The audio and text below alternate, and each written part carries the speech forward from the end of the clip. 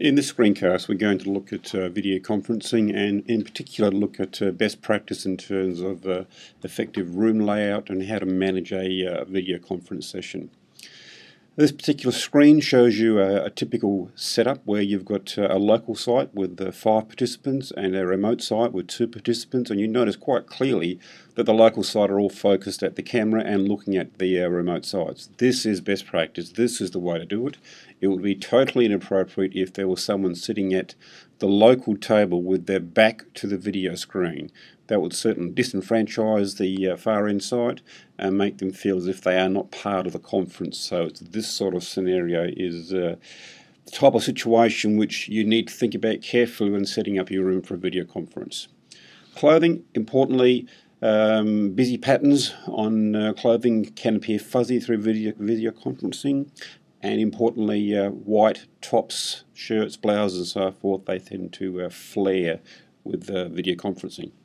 Body movement, importantly, you need to look at the camera because that will mean the end sites or site will see you looking directly at them. They are going to feel directly a part of the meeting. If you're not looking at the camera, you're looking at people around the table where you're sitting, the remote sites will very quickly feel as if they're not part of the video conference itself. Camera shots. Get your remote control and make sure you've got the presets set up so that typically you've got a newsreader shot, which is a waist up shot.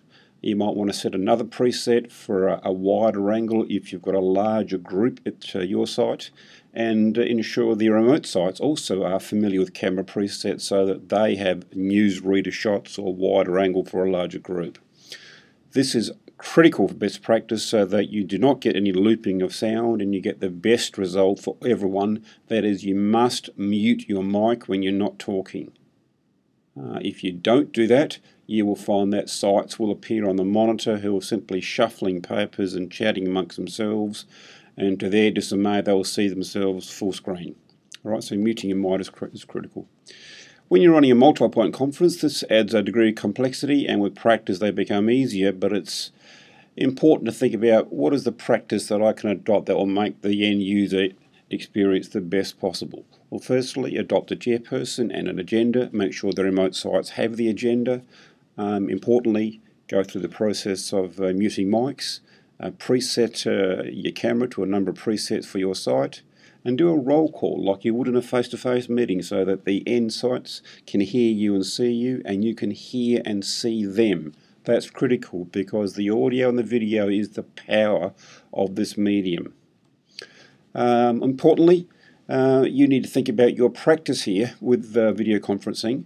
It's a medium which has got to the power of video and audio, and we tend to absorb a lot of what we see and hear. So importantly, you've got to design activities which allow the remote sites to interact and collaborate amongst themselves and with you.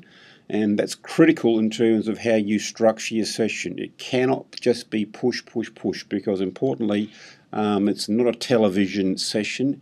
It's an interactive session which is going to make this an effective experience for the end user. And best sessions typically run for about 1 hour, and plan your activities in advance so that you are, number one, giving every site the opportunity to collaborate, to clarify, to question, to contribute, and even keep a roll call that you are actually allowing each of those sites to do that.